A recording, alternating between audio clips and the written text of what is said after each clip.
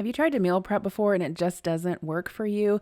Are you tired of seeing all of those beautiful prepped meals on Pinterest that just seem super unrealistic? A lot of the time when I talk to people about barriers to meal prepping, one of the things they mention is that they don't know what to make, and the other is that they don't want to make one meal and eat the same thing all week, or they don't want to eat leftovers all week. Well, I have the solution to that, and that is rather than prepping meals, prep ingredients that you can then make into meals. So in today's video, I'm going to give you a boatload of ideas, tons of different ingredients that you can prep to make a variety of meals during the week. So first up, we're actually going to prep some bacon.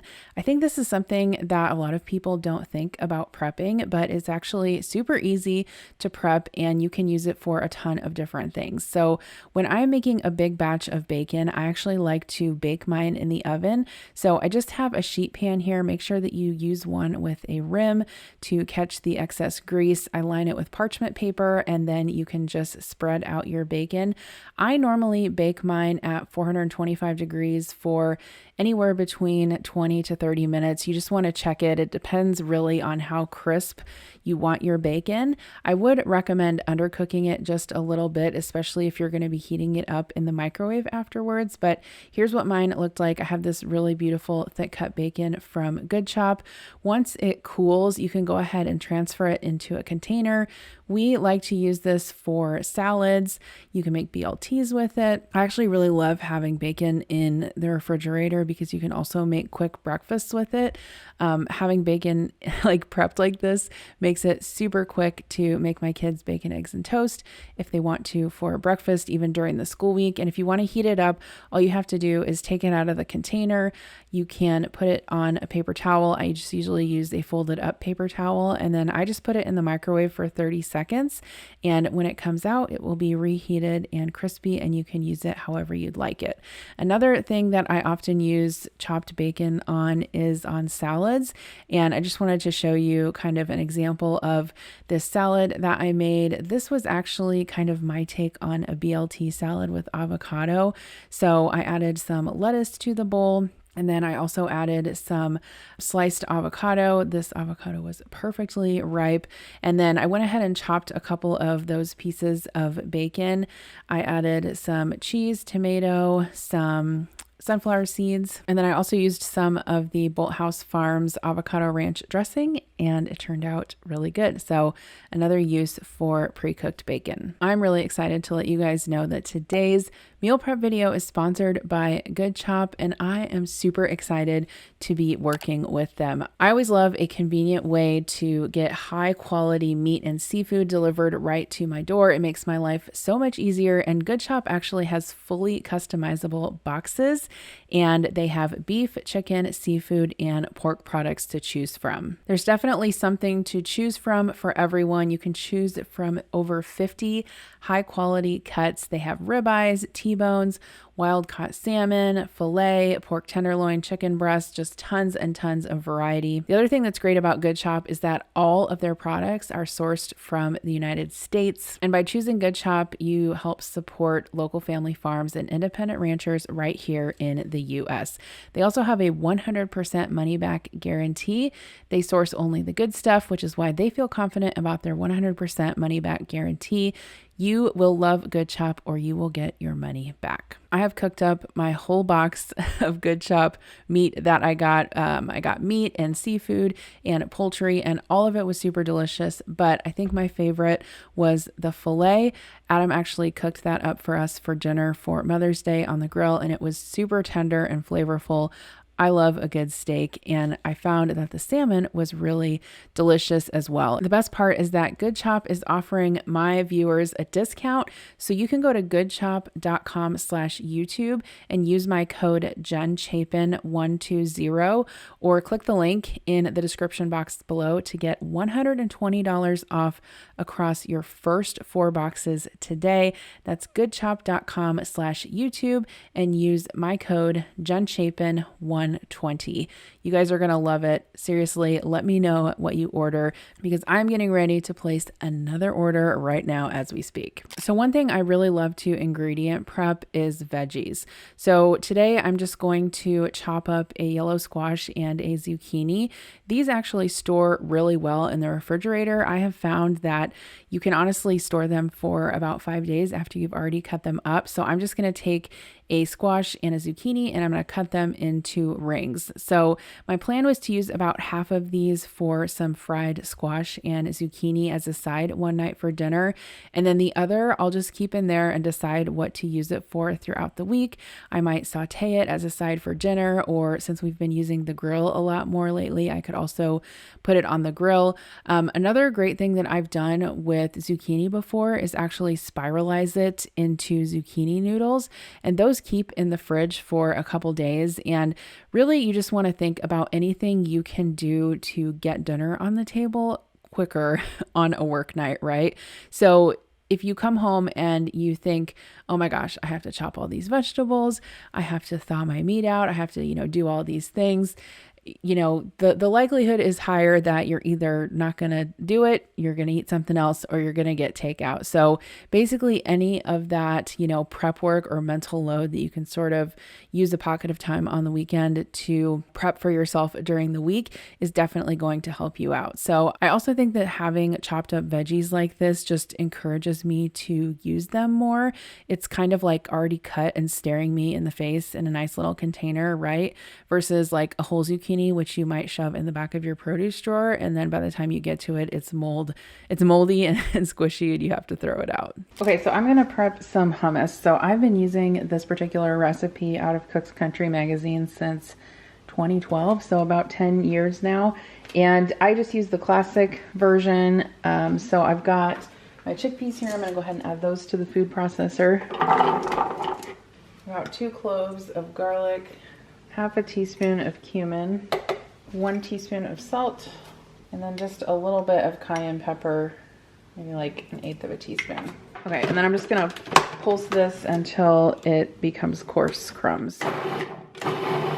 Okay, so while the food processor is running, I'm gonna go ahead and stream in a mixture of water and lemon juice. Okay, I've got a half a cup of tahini here, so I'm gonna go ahead and add that. And then I'm gonna add about 2 tablespoons of olive oil. Mom, what do you think the tallest thing in the world is? Oh, Mount Everest? No.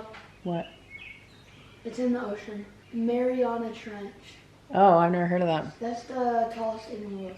Okay, so I'm gonna go ahead and taste this and see if it needs anything. I'm gonna add some of the lemon zest just to give it a little bit more of a lemon flavor. I'm gonna add a little bit more salt as well. This is legitimately the best recipe for hummus that I've found. Part of the key is to let the food processor run for quite a while so it gets really, really smooth. You can go ahead and eat this right away, but you can also store it in the fridge. Obviously, after you store it in the fridge for a while, it will get a little bit more firm. And I would say you can keep it in the fridge for probably 5 to 7 days and use it for a lot of different things. Bowls, wraps, with veggies, with pita chips. And I just drizzled a little bit of olive oil and some cayenne pepper on the top. So the next thing that I'm going to prep is some steak. And I love doing this. I normally prep the steak with like a taco seasoning or something like that because I love to use it in steak quesadillas and steak tacos and steak burrito bowls. So I had these beautiful New York strips from Good Chop that I'm using. I am just seasoning them simply with some salt and some taco seasoning. Now, if your taco seasoning has salt in it, you would obviously want to leave the salt off. So make sure you know what's in your seasoning, but I'm just using those 2 ingredients. And then while I let the pan preheat on medium with a little bit of olive oil, I'll just kind of let the steak sit there with the spices on it to give it some flavor. So I just cooked these steaks over about medium-high heat on both sides until they got a nice crust on them. And then I took them out and let them rest on a plate probably for about 20 minutes. And make sure that you cover them with some foil so that they have a good chance to rest and keep as much juice in them as possible. Once they're done, I just put them on a cutting board and slice them pretty thinly, I would say, especially with New York strip. There's a lot of kind of marbling through it. So to make it as tender as possible, just slice it against the grain into thin strips. I cannot stress enough how having pre-prepped protein in the refrigerator. It makes it so much easier to put together healthy, lunches and dinners during the week. Obviously, there are these products available kind of like pre-made in the store, and I do buy those every once in a while. But specifically with steak, I would rather kind of buy it and cook it myself because I know that the quality is there. And sometimes, when you buy pre-cooked meat in the store, it's just not as good. One thing I would say is once you get all of your steak cut up and put into your dish, make sure that you take the juices from the plate that it was resting on and pour it over the steak. You don't want to lose that. And this turned out really good.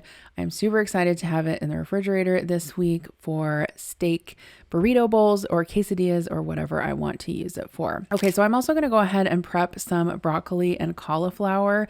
I have found that broccoli and cauliflower holds up really well in the refrigerator after I prep it. A lot of times it will stay in the fridge for maybe a week. I would say I've even gotten 10 days out of it before. With the cauliflower, what I like to do is cut it into quarters, and then I kind of use my knife to cut the core out on an angle. And then after that, you can just cut it into florets. And then I normally just put mine in my OXO salad spinner, and I'll soak it in cold water just to get any of the extra dirt off or whatever's on it. I was actually watching a video on YouTube today where this lady was cooking. She basically showed what she ate all day, and every time she had produce, she did not wash it. And I was like, oh God, please, please wash your produce. You don't know what's on there. You don't know where it's been before it came to you. So that's my encouragement to you today. I know it takes a little bit of extra time, but honestly, there's nothing wrong with buying pre-prepped produce. I do it all the time. I buy bags of broccoli and cauliflower that's pre-prepped. You guys have seen me do it before, but I do think that you honestly get a lot more obviously bang for your buck by buying it and processing it yourself. Some weeks you're going to have time for that. Some weeks you're not going to have time for that. It kind of just depends. In terms of what to do with the broccoli and cauliflower, once you have it prepped, obviously you'll have it for a side for dinner. So if you just want to throw it in the air fryer with some olive oil and some seasonings and roast it up for a side for dinner, that totally works. One thing I like to make with cauliflower, and you guys have probably seen me make this before, is this cheesy cauliflower bake. It's got cream cheese in it and bacon and cheese. I make it a little bit lighter by using Greek yogurt, but that is definitely something that I could do with this particular batch because I've got the bacon that I prepped also, so I could use that in that cauliflower bake. And then for broccoli, I normally just like to eat it raw with dip or ranch dressing, or a lot of times I will air fry it or just steam it up simply with, butter and salt, and we'll have it for dinner. Broccoli is one of those things that my kids really like, so it is great to have that as a quick side for dinner in the refrigerator. Cherry tomatoes are something else that's super easy to wash up, and I like to store them in a glass mason jar if they even last that long. A lot of times I'll wash them and put them out on the counter, and Connor especially loves to snack on cherry tomatoes. Obviously, cherry tomatoes, you can just use them in crudité if you want to. I like to keep them on hand because I use them a lot when I either make burrito bowls or salads, and my kids love to snack on them as well, or I'll put them in lunch boxes. Another thing I love to prep is berries. Now, berries are something that you want to eat kind of as soon as possible after you wash and dry them. I like to put my strawberries in the salad spinner. I fill it up with cold water. I add a little bit of vinegar and then just let it sit and rinse them off really well. For raspberries, since they're more delicate, I don't use vinegar for those. I just kind of soak them in water and then try to drain them really well. I will say, if you have more fragile berries, like raspberries or blackberries, they're not going to last super long in the fridge. You're probably going to get 2 to 3 days out of them at most. So just be prepared to either go through them or know that once they reach that 3-day mark, you're probably going to have to put them in a Ziploc bag, put them in the freezer, and use them for smoothies if you want to. But for this batch of berries, I spread them out on a tea towel and just let them dry for a little bit before I put them in the refrigerator. That's something that helps as well. Blueberries tend to stay a little bit better for me. I find that I can usually get like around 5 days out of them after I wash them. I do use a little bit of vinegar with the blueberries as well. And then these particular containers, you guys have seen me use these before, and I always get questions about where I got them. They're super inexpensive on Amazon. I'll link them down below. I really like kind of the oblong shape of them because they fit really nicely in the refrigerator. And I also like that they kind of have the drain tray in the bottom of them, so any moisture on the berries can drain down there. I actually did not think that these were dishwasher safe, but one day Kira was doing the dishes and she put them in the dishwasher and they turned out fine. So ever since then, I've been putting them in the dishwasher and they've been just fine. The next thing that I'm going to prep is I'm going to use this chicken shawarma seasoning that I got at Whole Foods a while back, and I haven't used it yet. I've been waiting for a time where I could meal prep it, and this was the perfect time. So I took a couple more of those chicken breasts that I got from my Good Chop box, and this particular seasoning also does not have salt in it. So basically I just season my chicken breasts liberally on the outside with the seasoning and then with kosher salt. And I'm going to go ahead and cook these in the air fryer. I've been liking to prep my chicken breast for the week in the air fryer. It turns out really juicy as long as you don't overcook it, and it's kind of a mess-free way to cook protein. I think I cooked mine at 375 for about 7 minutes. It's obviously going to depend on the thickness of your chicken breasts, but let it go ahead and rest a little bit. And then once it is rested and cooled, you can go ahead and slice it into thin slices. So for this particular chicken, I am probably going to use this either in salads or I am going to use it in bowls. Or you can also like wrap it up in a pita with some tzatziki sauce also. Later in this video, I'm going to make tzatziki sauce. So I am envisioning some like Greek inspired bowls for my lunches this week. So super excited about that. Obviously, when you cook this chicken in the air fryer, you're not going to have really any juices probably because you're going to let it rest in the air fryer and all the juices are going to drip to the bottom. But I just went ahead and put this into a glass container and we'll store it in the fridge for the week. Rice is another one of those ingredients or components of meals that you can easily prep before the work week. I do like to rinse my rice before I cook it because I find that it gets some of the starch off and then it's not quite as sticky. This is just regular white long grain rice, super cheap, that you can get in big bags from the grocery store. I have 3 cups of it. I'm putting it in my Instant Pot, and then I'm going to add a little over 3 cups of water. Honestly, I don't measure this. I just kind of look at it and see, okay, is the water level a little bit above the rice? Yeah, I'm sure it'll be fine. It's fine. It's going to be fine. So I'm using my 8-quart Instant Pot. I'm also going to season the rice with a little bit of salt. I have honestly thought about getting a rice cooker. I've thought about it a lot. I just don't think I would use it because I always make rice in my Instant Pot and I just feel like I don't have a need for another appliance. I always just use the rice button and it turns out perfectly. I do let it do a natural pressure release for probably about 10 minutes. When it's done, it is a little bit sticky. So normally what I'll do is I'll fluff it with a fork and basically just let it sit in there to let some of the steam come out. And then I will let it cool almost completely before I package it up. But rice you can do so many things with. Obviously, you can make bowls with it. You can use it for fried rice. You could also use it for a chicken rice soup or a casserole. Prepping lettuce. Now, this is some romaine lettuce, and I will say, when you prep romaine lettuce, it does tend to get a little brown, probably within, I would say, 2 to 3 days of prepping it. Does it impact, the flavor or the quality? No, but do most people want to eat brown lettuce? Also no. So I find that the best way to kind of prevent that from happening is to chop up the romaine and then I add it to my salad spinner and I soak it in cold water with some lemon juice. Does the lemon juice keep it from going brown entirely? No, it doesn't, but it does kind of delay the process a little bit. So what I did was I went ahead and soaked that and then I spun it dry. And then I like to put my lettuce in these Rubbermaid Clearview containers. The reason I like these is because when you push down on the top of the container, you can actually kind of make it a little bit airtight. Like, I don't know if you guys have these containers, you probably know, but when you push down on the top, it has that rubber seal and it squeezes most of the air out. I have found that especially when I store bagged lettuce in these, it lasts a lot longer. So I'll link them down below, highly recommend them. And then typically after I wash lettuce, I'll put a paper towel in there too, just to soak up any of the extra moisture. So avocado, the only reason I'm sharing this with you is because I was slicing part of this for that salad I showed you earlier.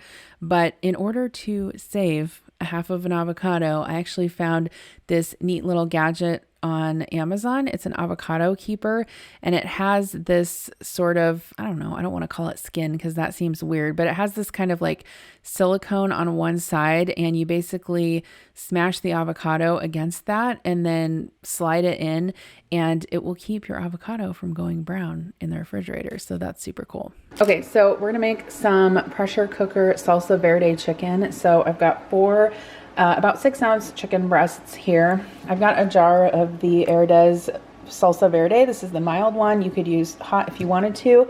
Some garlic paste. I've got 1 jalapeno that I chopped up and took most of the seeds out. Some minced onion, cumin, and garlic powder. A 4-ounce can of diced green chilies. And then to add at the end, some chopped cilantro and green onion. I just kind of chop these all together and combine them because we'll mix this in at the end. And then some lime juice. Highly recommend this Instant Pot Salsa Verde. I made this one into a tostada, but obviously this, you know, a recipe like this is super versatile because you can do so many different things with it. You can also meal prep it. It works great in tortillas, enchiladas. You can make quesadillas out of it. You can make burrito bowls out of it. But I just really love kind of like the bright, fresh flavor of the scallions and the cilantro and of course the lime juice. So for this chicken, I went ahead and transferred it into a glass container, and I'm going to store this in my fridge this week. We're probably going to use it for either burrito bowls or tacos or maybe enchiladas one night.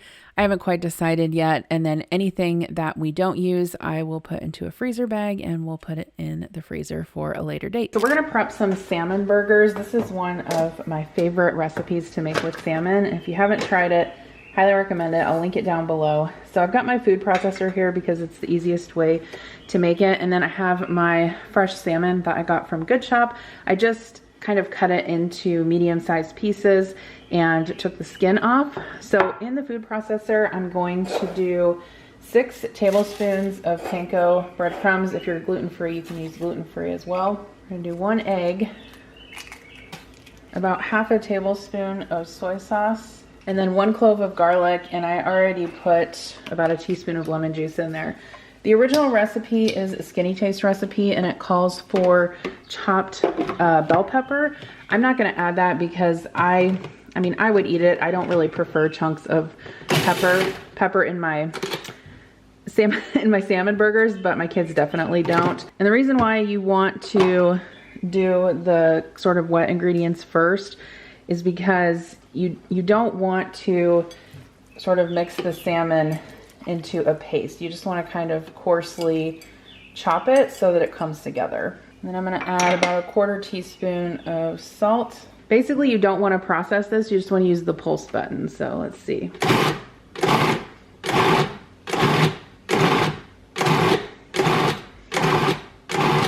think that's probably good. You can kind of see if it will come in, you know, form into patties. And yes, it does. If you don't have a food processor, you can totally make this. You're gonna have to cut up the salmon really, really fine. And then you may have to use a little bit more binding agent. So you can form these into patties and freeze them raw, obviously, and cook them later. Which I don't know, we'll see how much this makes. But for now, I'm just gonna get a nonstick skillet preheating with a little bit of olive oil, and I'll just form the patties and add them right to the hot skillet.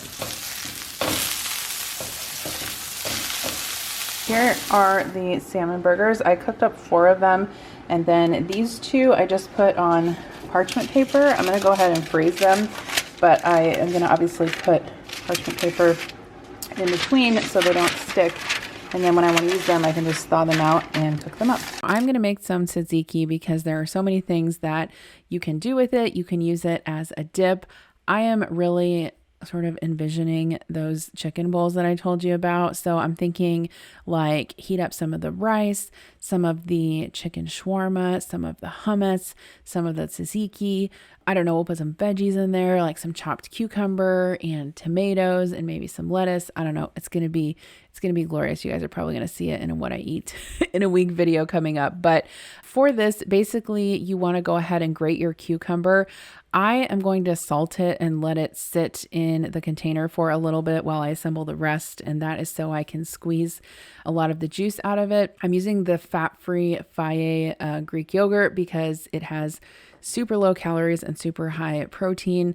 I'm going to zest a lemon in there, and then I'm going to put the juice of the lemon in there. You can also use any type of yogurt that you want. If you want to use like 2% or 5%, whatever floats your boat. I have some fresh dill, so I'm going to go ahead and chop up a good bit of that. The recipe that I was going off of called for 1 tablespoon, but I think I used a little bit more because I love dill. It also called for fresh mint, but I didn't have any of that, so I just left it out and it was fine. Seasoned with salt and pepper. And then for the cucumber, I'm just going to go ahead and put it into a paper towel and squeeze out most of the water. And then you can see how much it left, and then put the shredded cucumber back into the dip and stir it up. And this turned out really, really good. So I'm just going to transfer it into a container and we'll have that ready for the week. This is also really good as a dip, either to dip like veggies in, like I think it would be good to dip like carrots or cucumber in, but if you have pita chips, it also makes a really great dip for those as well. So here is everything that I made for this ingredient meal prep. We have our chicken shawarma. I also unbagged some sugar snap peas. Those are ready to go. Here is our chicken or salsa verde chicken. That is going to be so good. Our tzatziki. I'm so excited to have all of these things just ready to go in the fridge for the week. I've got my bacon, my cauliflower ready to go. I did actually grill some salmon for dinner on the grill tonight. So there's my salmon burgers, but you can see that I put the extra grilled salmon in a container because that would also be good on a rice bowl or on a salad during the week. There is our steak and then that delicious hummus. You guys definitely have to try that recipe. You will not regret it. Our blueberries.